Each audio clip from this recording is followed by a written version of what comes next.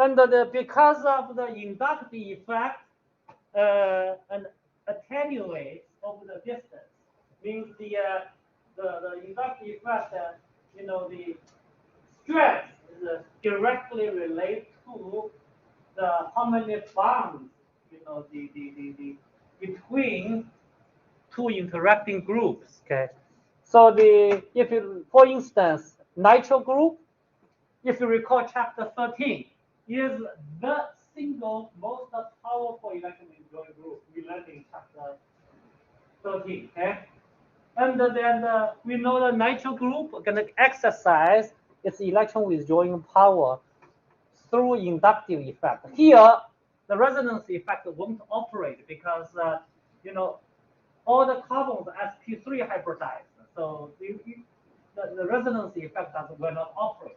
Resonance effect requires carbon of sp2 or sp hybridized. Okay, you cannot just using sp3 hybridized carbon. So only inductive effect is operating here.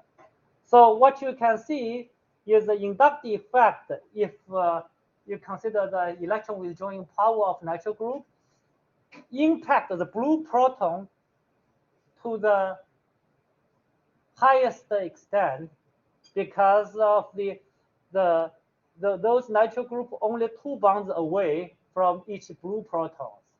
1 bond to carbon, another carbon bond to the hydrogen, right? 2 bonds away. And the green protons, they are 3 bonds away. And the red protons, they are 4 bonds away. So you see the inductive effect attenuates very quickly. Those blue protons are the strongest inductive effect, followed by green protons. Red protons, the inductive effect becomes very, very weak because already 4 chemical bonds separating the nitrogen atom under the red proton. So the effect is very weak. So that's why you see this one, inductive effect of nitro group is electron withdrawing. So going to steer a lot of those blue proton electron density with the chemical shift value is highest. Then the green protons chemical shift value is substantially lower because attenuates very quickly. Okay, and if you look at red protons, you barely see any impact because of methyl protons usually you see around 1 or 0.9. So this only 1.0. So yeah, barely any impact. So the inductive effect always work like that. The distance dependent.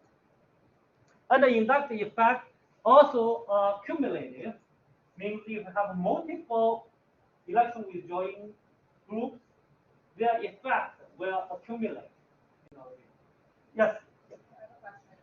So the ones that are closest to the strong leading group, right? What? The ones that are closest to the leading group. This is not a leading group. This is not a leading group. Leading group is something a boundary expect will break in chemical reaction. This is a electron withdrawing group. It's not a leading group. We're not. I know which one. Yeah. Okay. Yeah. So the one closest to it would have the highest value, right? Yes. That would be upwards or downwards? Yeah. What do you mean? Upwards, downwards. Like going down.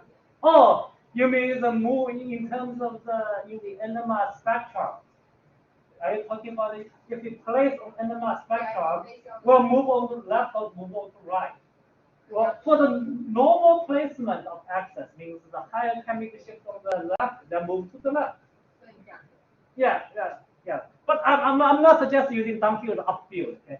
Because I think that sometimes it becomes confusing.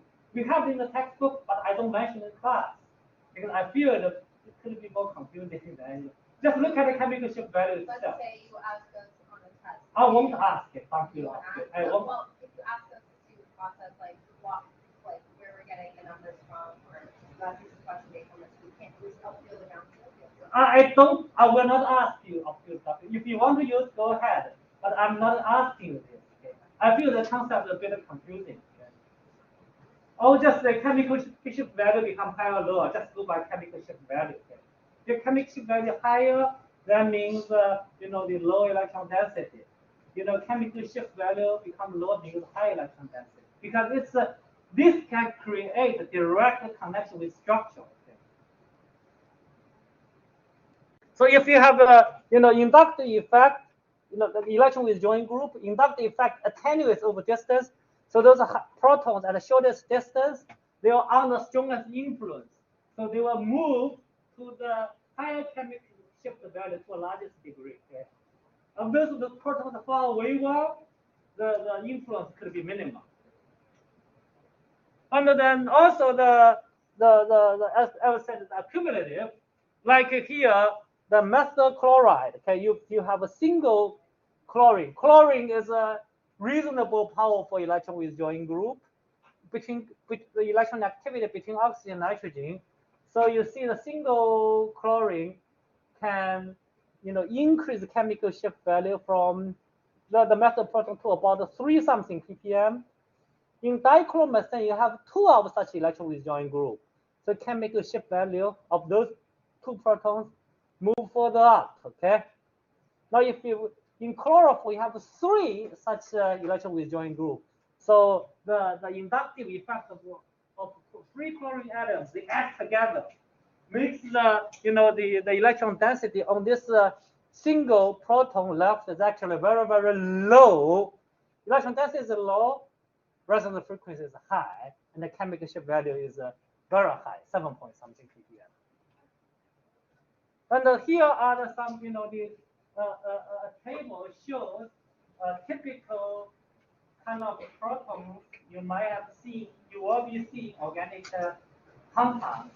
I'm not asking you to memorize it, but I actually will provide a table of similar types so that you will, in the exam, okay, so you can help you to qualitatively assign what kind of protons you might be.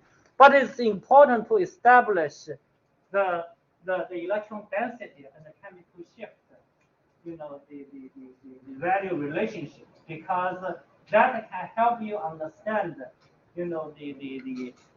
or predict, the chemical shift value.